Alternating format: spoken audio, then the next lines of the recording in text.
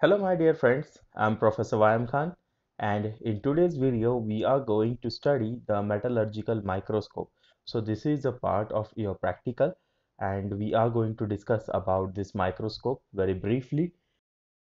Let us begin with the parts of metallurgical microscope.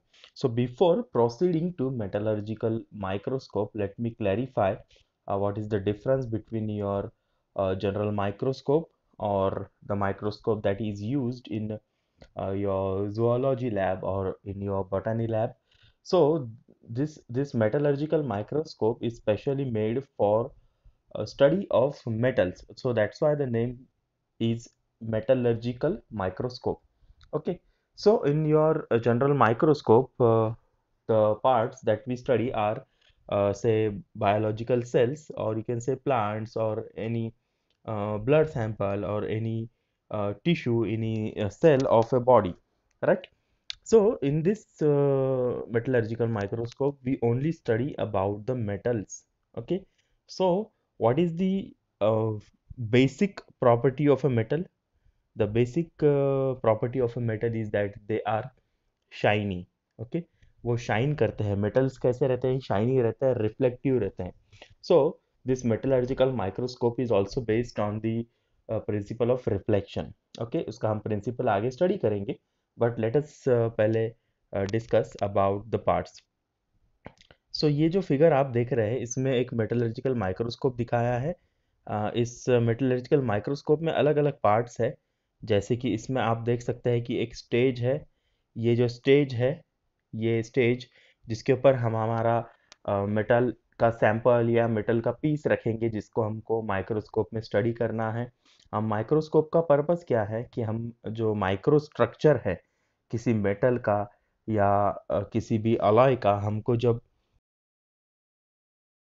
है उसको हमको बहुत स्मॉल लेवल पर जाकर देखना है, तो तब हम इस माइक्रोस्कोप का इस्तेमाल करते हैं. सो ऐसे पर्पस में हमको जहाँ पर उस सैंपल को या उस मेटल के पीस को या उस अलॉय के पीस को रखना है, इसी जगह को कहते हैं स्टेज. ओके. इसके बाद में हमारे पास में कुछ ऑब्जेक्टिव्स लिखे हैं. ये ऑब्जेक्टिव्स मतलब क्या है, तो ये ऑब्जेक्टिव लेंसेज है. तो यहाँ पर आपको तीन ऑब्जेक्टिव लेंसेज दिखेंगे जिनका मैग्निफिकेशन पावर अलग अलग है. कोई 5x का है, कोई 50x का है, कोई 10x का है. अलग अलग पावर्स के हमारे पास में ऑब्जेक्टिव लेंसेज रहते हैं. ठीक है. उसके बाद ये नोज पीस है जिसके ऊपर हम हमारा ऑब्जेक्टिव लेंस फिट करते हैं. ओके. देन हमारा आई पीस है. आई पीस में से हम क्या करने वाले हैं कि जो भी हमारा ऑब्जेक्ट है, इस ऑब्जेक्ट को ऑब्जर्व करेंगे हम इस आई पीस के अंदर से. जैसे कि हम चश्मे से किसी ऑब्जेक्ट को देखते हैं, उसी तरीके से इस आई पीस की मदद से हम हमारा जो भी सैंपल या जो भी ऑब्जेक्ट हम यहाँ पर स्टेज पर रखेंगे, उसको हम इस आई पीस की मदद से क्या करेंगे, ऑब्जर्व करेंगे. ठीक है.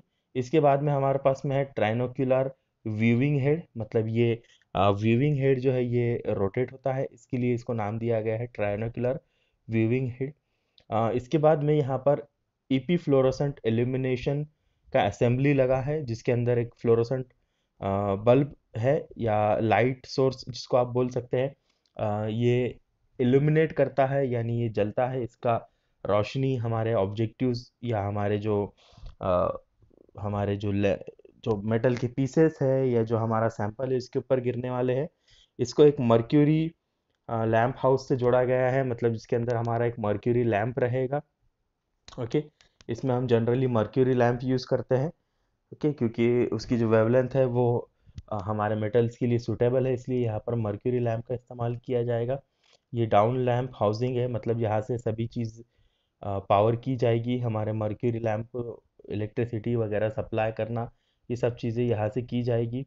और इसकी इंटेंसिटी, इसका पावर वगैरह जो है वो कंट्रोल करने के लिए यहाँ पर नीचे mercury lamp power control box दिया है. ठीक है. इसके बाद में जो हमारा स्टेज है, इस स्टेज के नीचे कुछ और पार्ट्स हैं, जैसे कि माइक्रोस्कोपी बॉडी है. मतलब जो हमारा माइक्रोस्कोप है उसकी बॉडी है यहाँ पर नीचे. साथ ही साथ में X Y coaxial adjusting knobs है. ये खड़ा जो नॉब आप देख रहे हैं एक हैंडल की तरह, तो ये जो नॉब है ये हमारा एक्स वाई कोएक्सियल नॉब है. ये हमारे स्टेज को ऊपर नीचे राइट लेफ्ट में एडजस्ट करने के लिए इस्तेमाल किया जाता है. और साथ ही साथ में यहाँ पर एक छोटा नॉब और है, जिसको हम हैंड व्हील बोल रहे हैं, जो कि कोर्स और फाइन फोकसिंग के लिए इस्तेमाल किया जाता है। हम कोई भी माइक्रोस्कोप को जब उसमें सैंपल को जब हम स्टडी करते हैं तो उसको हमको फोकस करना पड़ता है, ऊपर नीचे राइट लेफ्ट में उसको एडजस्ट करके हम उसको जूम इन जूम आउट करते हैं। तो ये फंक्शंस हम करते हैं X Y coaxial adjusting knob और हमारे एडजस्टिंग हैंड व्हील की मदद से, फोकसिंग एडजस्टिंग हैंड व्हील की मदद से।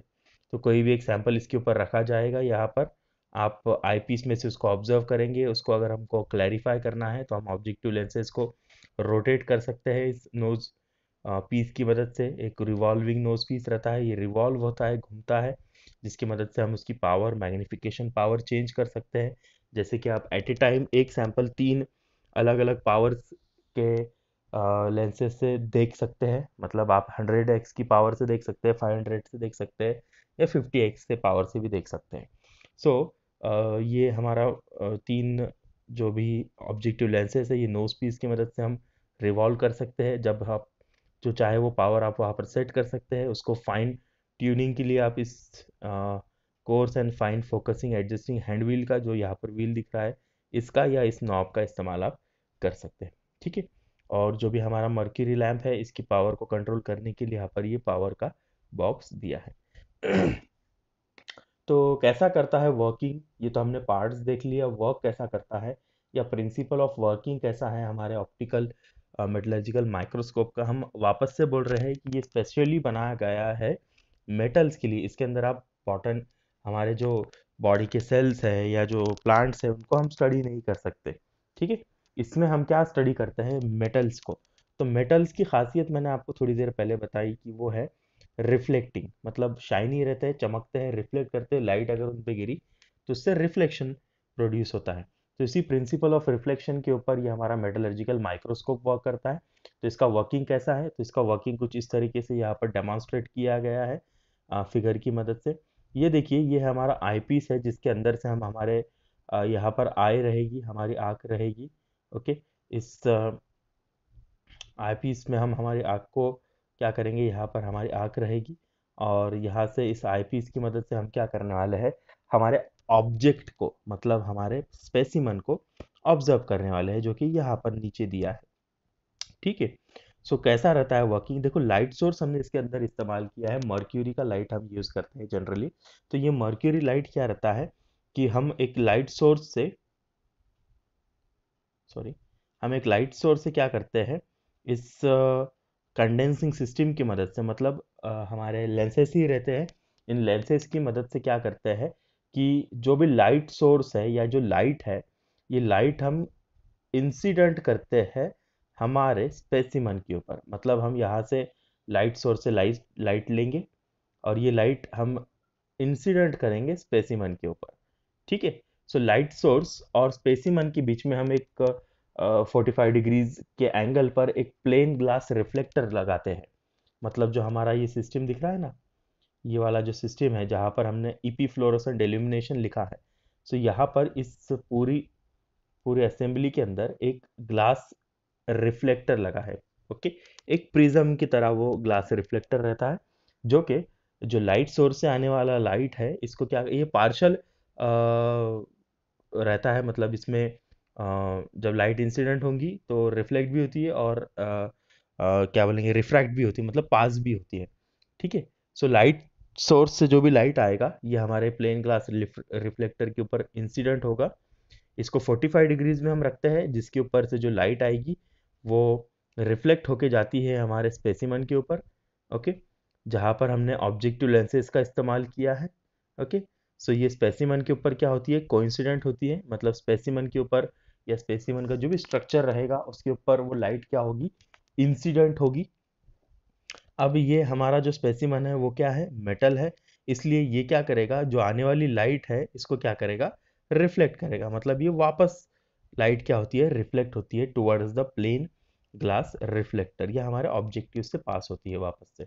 ठीक है। सो ये पास होने पर, पहले जब प्लेन ग्लास रिफ्लेक्टर के ऊपर लाइट इंसिडेंट हो रही थी, तब वो उसे क्या कर रहा था, डाइवर्ट कर रहा था हमारे स्पेसिमन की तरफ। अब वो जो स्पेसिमन से लाइट रिफ्लेक्ट हो रही है वापस, तो ये लाइट जाएगी हमारे आईपीस की तरफ, मतलब ये सेकंड टाइम जब लाइट इसके ऊपर इंसिडेंट होने वाली है, तो ये लाइट क्या होने वाली है, उसके अंदर से पास होगी। ओके, सो ये पास हुई हुई लाइट हमारे आईपीस के अंदर जाती है, जिसमें से ये रिवर्ट होती है, और हमारे आँखों को ये ऑब्जेक्ट नज़र आता है कि ये कैसा ऑब्जेक्ट है। जैसे कि हमारा आँखों का फंक्शनिंग है, हमारी आँखें कैसी वर्क करती है, जो भी हमारे पास में जो चीज़ें हम देखते हैं, देखो हम कब देख सकते हैं, जब हमारे आजू-बाजू में कोई लाइट है। अंधेरे में आप देख सकते हो क्या? नहीं। बराबर है, क्यों नहीं देख सकते? क्योंकि वहाँ पर लाइट प्रेजेंट नहीं है, लाइट इज अपसेंट देयर।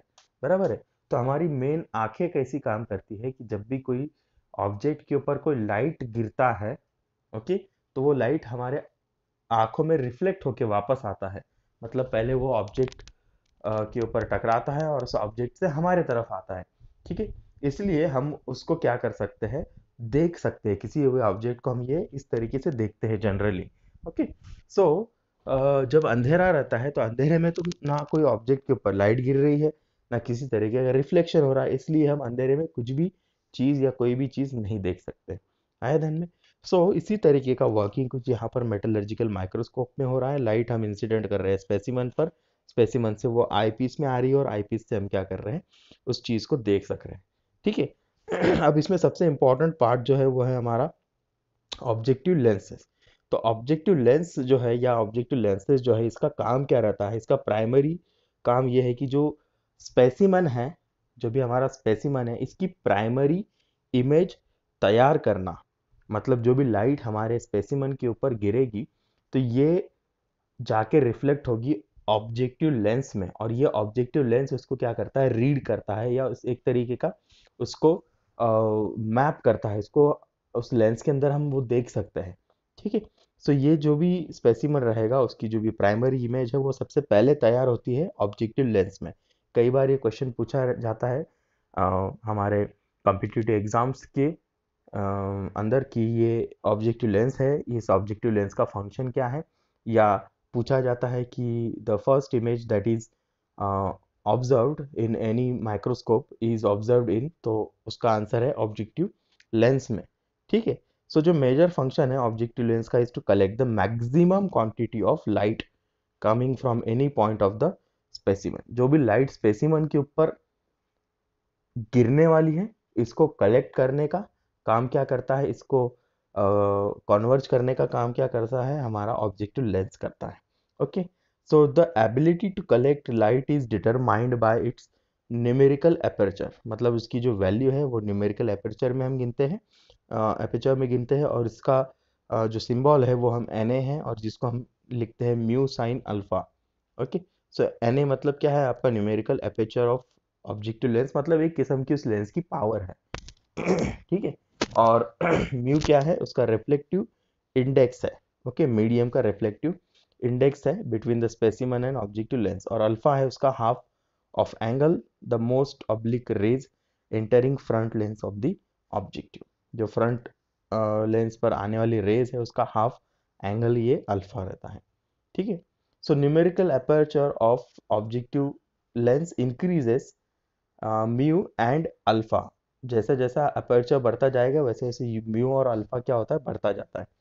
तो एक जनरल अगर हम बात करें, तो the value of refractive index for an air objective lens is 1 to 1.5। 1 से 1.5 तक उसका रिफ्रैक्टिव इंडेक्स रहता है, और न्यूमेरिकल अपर्चर जो है, जो ऑब्जेक्टिव का है, वो वैरी करता है 0.5 से लेके 1.32 तक। ठीक है, सो ये जो पॉइंट्स है, ये बहुत इंपॉर्टेंट है, क्योंकि कई एग्जाम्स में इसके ऊपर भी क्वेश्चंस आ चुके हैं। ठीक है, so the most important property of an objectives lateral solution which may be defined as the ability to see very small object। ये बहुत छोटे ऑब्जेक्ट्स को भी देख सकता है, to revolve the objects very close together, and the limit of resolution, that is minimum distance which may be just resolved, is given by resolution limit। जो कम से कम डिस्टेंस जहाँ से हम इमेज को तैयार कर सकते हैं लेंस और हमारे स्पेसिमन के बीच में, तो वो डिस्टेंस रेजोल्यूशन है, रेजोल्यूशन लिमिट रहती है, वो है हमारी 0.5 से लेके 0.61 लैम्बडा तक। और जहाँ पर हमारा लैम्बडा जो है वो है वेवलेंथ ऑफ रेडिएशन। ठीक है। सो इसमें एक खास पॉइंट, इंपॉर्टेंट पॉइंट ये है कि जो रिजोल्यूशन है एक माइक्रोस्कोप का is directly dependent upon the numerical aperture of objective lens. जो ऑब्जेक्टिव लेंस की पावर है, ठीक है, उसके ऊपर हमारा रिजोल्यूशन एक ऑप्टिकल माइक्रोस्कोप का डिपेंड करता है। ठीक है। और ये जो रिजॉल्विंग पावर है या जो भी रिजोल्यूशन है, ये हम लिखते हैं is equals to, is resolving power है उसको लिखते हैं 2Na अपॉन लैम्बडा। ओके। और जो हमारे मैग्निफिकेशन पावर्स है या जो आईपीस है, इसका टोटल मैग्निफिकेशन कैसा होगा, तो देखो कैसा है। पहले तो जो इमेज हमारी ऑब्जेक्टिव लेंस में आएगी उसका कुछ रिजोल्यूशन रहेगा, उससे हम उस रिजोल्यूशन को मल्टीप्लाई करते हैं आईपीस के रिजोल्यूशन से। मतलब अ, हमारे ऑब्जेक्टिव लेंस का कुछ पावर रहेगा, उससे मल्टीप्लाई होगी हमारे जो आईपीस है उसकी पावर, और उससे हमको वो ऑब्जेक्ट बड़ा नजर आएगा। इसीलिए हम छोटे छोटे मेटल के पीसेस को भी बहुत गहराई तक ऑब्जर्व कर सकते हैं इस माइक्रोस्कोप के अंदर। तो ये जो टोटल मैग्निफिकेशन है ऑब्जेक्टिव लेंस का और आईपीस का, ये दिया रहता है एमटी से। मतलब एमटी से टोटल फार्मूला है जिसमें एमओ और एमई मल्टीप्लाई होते हैं। एमओ मतलब क्या है, हमारा ऑब्जेक्टिव लेंस का मैग्निफिकेशन पावर, और हमारा एमई क्या है, तो आईपीस का magnification power. For example 10 power का हमारा ऑब्जेक्टिव लेंस है, और इससे हम हमारे आईपीस के 100 पावर में देख रहे हैं, तो 100 × 10 मतलब हमारा कितना हो जाएगा, 1000 हमारा रेजोल्यूशन वहां पर हमको देखने मिलेगा। तो 1000 रेजोल्यूशन में हम क्या कर रहे हैं, उस स्पेसिमन को ऑब्जर्व कर रहे हैं, ऐसा उसका कैलकुलेशन रहता है। ठीक है। सो ये हो गया हमारा मैग्निफिकेशन पावर और सब चीज़ों के बारे में। आगे हम देखते हैं कि एक इमेज एनालाइजर का इस्तेमाल कैसा किया जाता है। तो आपको यहाँ पर एक सेटअप दिख रहा होगा, ये जो सेंटर में लगा है ये है हमारा माइक्रोस्कोप, ऑप्टिकल माइक्रोस्कोप, जो कि एक कंप्यूटर से जुड़ा है। ओके। और यहाँ पर एक स्क्रीन का इस्तेमाल कर रहे हैं। तो स्क्रीन क्या करता है कि हम क्या कर रहे हैं कि जो भी हमारा ऑब्जेक्ट हम आईपीस में ऑब्जर्व करते हैं, ठीक है, तो ये जो माइक्रोस्कोप रहता है इसमें हम इसको डिजिटली कैमरा से कनेक्ट करते हैं। एक कैमरा लग जाता है आईपीस के ऊपर, या आईपीस में कैमरा लग जाता है। जो कैमरा क्या करता है, जो भी आईपीस में आने वाली इमेज है उसको क्या करता है, कैप्चर करता है। और ये इमेज जो कैमरा कैप्चर कर रहा है ये देता है हमारे कंप्यूटर को, जो इसे स्टोर करता है, जो इसे कैप्चर करता है, जो इसे सेव करता है। और यही इमेज हमको डिस्प्ले की जाती है स्क्रीन के ऊपर, जैसे कि यहाँ पर ये डिस्प्ले हो रही है स्क्रीन पे। और ये इमेज को हम क्या कर सकते हैं कि एनालाइज कर सकते हैं, जैसे इसमें किया है। देखो यहाँ पर कुछ सर्कल्स बने हैं, यहाँ सर्कल्स बने हैं।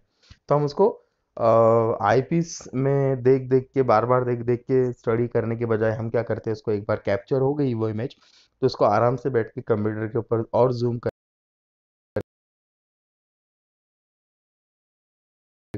और उसको स्टडी करते हैं।